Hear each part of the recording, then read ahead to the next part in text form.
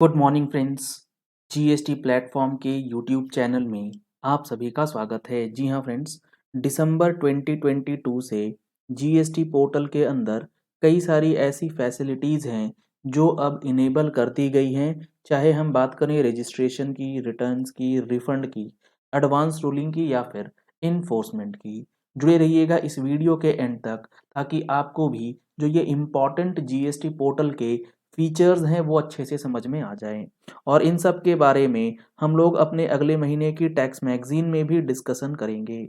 अगर आप लोगों ने अभी तक टैक्स मैगजीन का सब्सक्रिप्शन नहीं लिया है तो दिए गए नंबर्स पे कॉल करके व्हाट्सएप करके आप टैक्स मैगजीन का सब्सक्रिप्शन जो है वो भी करा सकते हैं।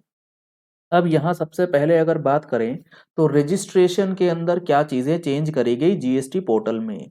Automation of drop proceedings for the tax payers suspended upon issuance of SCN, यानी कि जो आपका जीएसटी रिटर्न नहीं फाइल होने की वजह से आरईजी 17 में सो कॉज नोटिस इशू किया जाता था, अब इसको ड्रॉप करने के लिए आपको टैक्स ऑफिसर या प्रॉपर ऑफिसर के पास जाने की जरूरत नहीं पड़ेगी।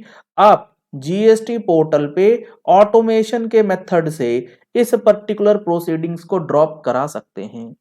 इसके लिए यहां पर अक्टूबर 2022 से जो है वहां आपके लिए एक फैसिलिटी इनेबल करी गई जहां पर सस्पेंडेड टैक्स पेयर्स अपनी ऑल पेंडिंग रिटर्न्स जो हैं वो फाइल कर देता है तो कैंसिलेशन प्रोसीडिंग्स जो है वो ऑटोमेटिकली ड्रॉप हो जाती है पोर्टल पे। ऑटोमेटिकली कैसे? इसके लिए एक फंक्शनैलिटी दी गई है जो कि पोर्टल पे एक्टिव कर दी गई है और उस फैसिलिटी को यूज करके जो सस्पेंडेड टैक्स पेयर्स है वो इनिशिएट कर सकते हैं। इनिशिएट मतलब स्टार्ट कर सकते हैं अपना ड्रॉपिंग का प्रोसीडिंग्स। और उसके लिए क्या करना है? उसके लिए एक बटन इन्होंने दिया है, इनिशिएट ड्रॉप प्रोसीडिंग्स। इस बटन का इस्तेमाल करके आप जो है अपना जीएसटी जो सस्पेंड हो गया है उसे रीएक्टिवेट या इनेबल जो है वो करवा पाएंगे। तो रजिस्ट्रेशन से रिलेटेड ये काफी इंपॉर्टेंट और अच्छा फीचर जो है वो दिसंबर 20 से इनेबल हो गया है। इसकी डिटेलिंग्स हम लोगों ने ऑलरेडी आपके साथ मैगजीन के अंदर जो है वो शेयर किया था। अब आते हैं रिटर्न्स में। रिटर्न्स में जीएसटीआर 3B की अगर हम लोग बात करते हैं उसमें रिकम्प्यूट इंटरेस्ट का एक टैब जो है वो भी अब ऐड किया गया है। अगर हम लोग बात करें रिकम्प्यूट इंटरेस्ट तो इसका मतलब अगर आपको लगता है कि 3B में जो इंटरेस्ट का अमाउंट ऑटोमेटिक कैलकुलेट किया गया है पोर्टल में उसके अंदर कुछ रॉन्ग डेटा शो हो रहा है तो आप रिकम्प्यूट करेंगे तो वो रिकैलकुलेट करके सही इंटरेस्ट का अमाउंट जो है आपको 3B में रिफ्लेक्ट करने लगेगा। तो रिकम्प्यूटेशन ऑफ इंटरेस्ट जो है ये भी एक अच्छा फीचर है जिसकी डिटेल्ड वीडियो हमारे जीएसटी प्लेटफॉर्म यूट्यूब चैनल पे भी अवेलेबल है। हमने इसके बारे में आपको ऑलरेडी बताया भी था। अब यहां enabling validation at 4 digit HSN declaration in table 12 of GSTR 1, यानी कि जब अब आप जीएसटीआर 1 भरेंगे तो उसमें आपको एचएसएन डेटा जो है वो 4 डिजिट का मैंडेटरी कर दिया गया है। अगर आपका टर्नओवर 5 करोड़ रुपए तक है तो आपको मैंडेटरली 4 डिजिट एचएसएन मिनिमम जो है वो डालना पड़ेगा। वार्निंग मैसेज दिया जाएगा, it shall be displayed if less than 4 digits are entered. अगर आप 4 डिजिट से कम डालेंगे तो एक वार्निंग मैसेज आपको दिखाया जाएगा। टेबल 12 में ये वैलिडेशन लगा दी गई है।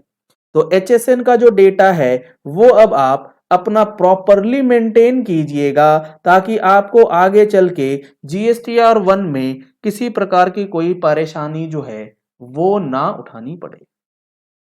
इसके बाद अगर बात करें implementing sequential filing of GSTR 1 and filing of GSTR 1 prior to filing of form GSTR 3B। इसका क्या मतलब है?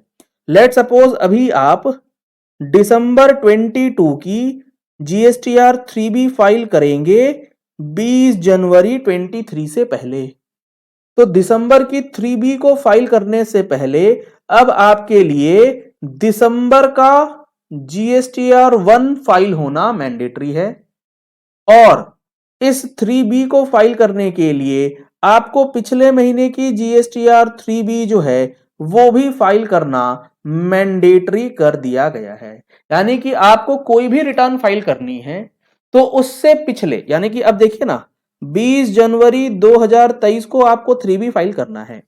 अब आपको यह चेक करना है इन सिंपल टर्म्स कि इस 20 जनवरी 2023 तक, चाहे वो GSTR 1 हो चाहे वो GSTR 3B हो, कोई भी पेंडिंग है तो आपको 20 जनवरी से पहले वो सब कंप्लीट करना पड़ेगा, तभी आप 20 जनवरी 2023 तक 3B का फाइलिंग कर पाएंगे।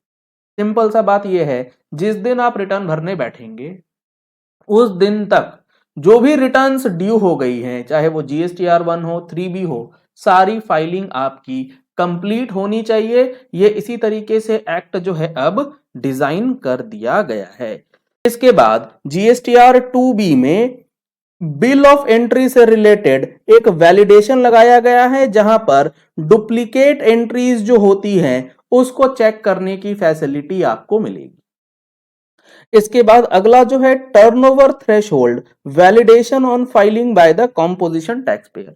अगर आप एक कॉम्पोजिशन टैक्स पेयर हैं और आप अपनी GSTR 4 की रिटर्न जो है वो फाइल करते हैं तो आपको वहां पर अब एक वैलिडेशन देखने को मिलेगा। वैलिडेशन किस चीज का?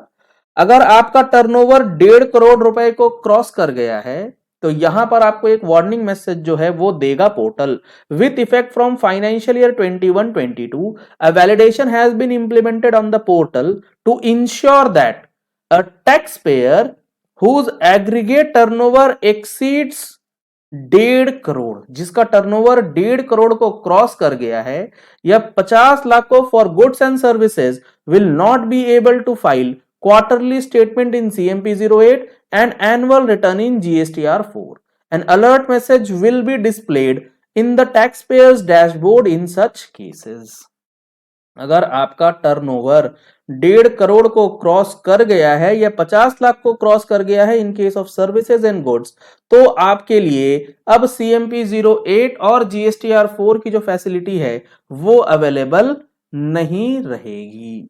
तो यहां पर कॉम्पोजिशन टैक्स पेयर्स के लिए भी वैलिडेशन जो है वो ला दिया गया है। इसके बाद रिफंड में अगर बात करें तो सबसे पहले हम लोग बात करते हैं कॉम्पोजिशन टैक्स पेयर्स के लिए। जो हमारे कॉम्पोजिशन टैक्स पेयर्स के भाई हैं वो जो है अब यहां रिफंड अप्लाई कर सकते हैं। किस चीज का रिफंड?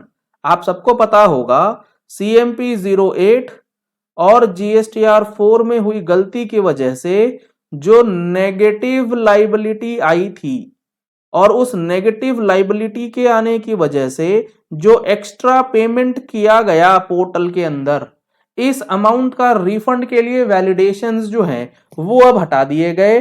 तो यहां पर अब आप अपना रिफंड जो है वो फाइल कर पाएंगे अगर आपने ऐसी सिचुएशन फेस करी है और एक्स्ट्रा टैक्स जो है वो जमा कर दिया है।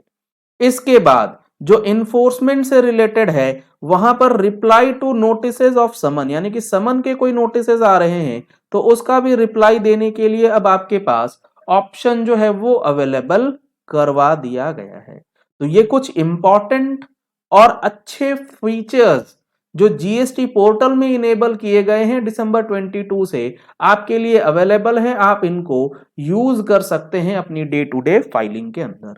चलिए इस वीडियो को यही एंड करते हैं। आशा करते हैं आपको ये पॉइंट्स क्लियर हो गया होगा और आपको अगर अपडेट रहना है नोटिफिकेशंस और सर्कुलर से तो आप हमारे टेलीग्राम चैनल को भी ज्वाइन कर सकते हैं, जिसका लिंक आपको वीडियो के डिस्क्रिप्शन बॉक्स में दिया गया है। उस पे जा करके वहां पर आपको नोटिफिकेशन सर्कुलर्स की PDF कॉपीज जो हैं वो अवेलेबल करवाई जाती हैं। Thank you and have a nice day.